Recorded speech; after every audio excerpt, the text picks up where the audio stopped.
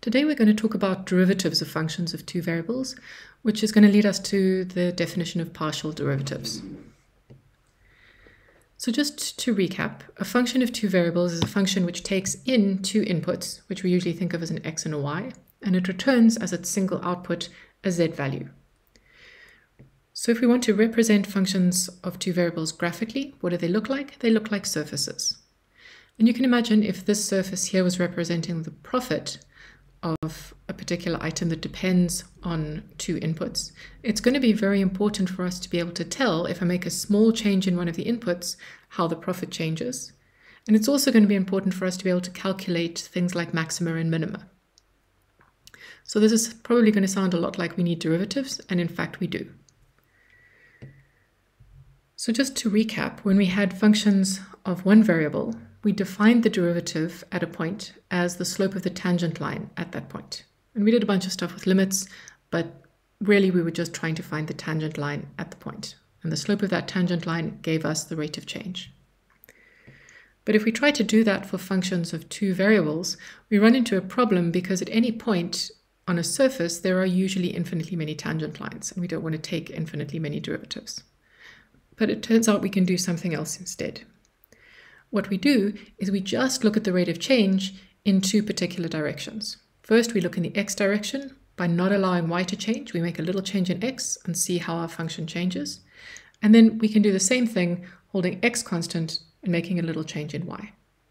Let's look at an image. So here I've got a paraboloid, and we want to talk about the rate of change at the black dot that we've got over there. So the first thing that we're going to do is say, what happens if I hold y constant and I make a little change in x? Holding y constant means that really I'm looking at my paraboloid, but only where it intersects with this plane, because this plane has y as a constant and allows x to vary. So really, I'm looking along this parabola here. And if I take the tangent line to that parabola at the point that I'm interested in, the slope of that tangent line will tell me if I make a little change in x, how much my z value will change. So that's pretty useful, but it doesn't tell me how things change if I make a change in y. So we need to do the same thing, but with y. So we want to hold x constant. So that tells us that we want to look at this plane over here. So we're only looking where x is held constant, but y is allowed to change. In which case, we end up with this parabola here, and we find the slope of the tangent line to that parabola at the point that we're interested in.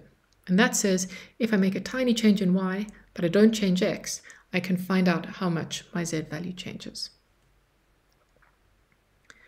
So this idea allows us to define what we call two partial derivatives. Partial because we're only differentiating with respect to one variable, not both. So we define the first partial derivative is the partial derivative with respect to x. And notice that we're using these funny curly d's, not the d's that you're used to. And this says take the derivative of f of xy, or z, with respect to x, but treat y as a constant. And when you do that, you're finding the slope of this tangent line over here. And then the second partial derivative that we look at is the partial derivative with respect to y, again with the funny d's. And that says take the derivative of your function with respect to y, but treat x as a constant. And then you're finding the slope of this tangent line over here. Okay, so that's great. How does it work in practice? If we have an actual function of two variables, how do we find these partial derivatives?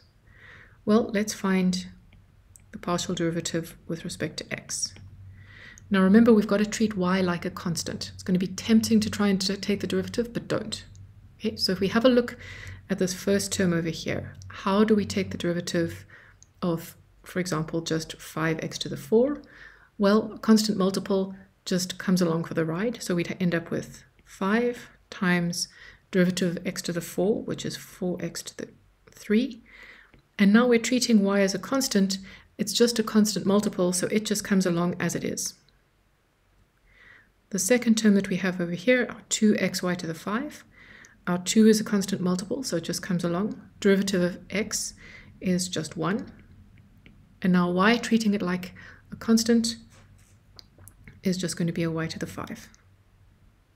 So we end up with 20x cubed times y squared minus 2y to the 5th. So for you to try is dz by dy. Don't forget to treat x like a constant.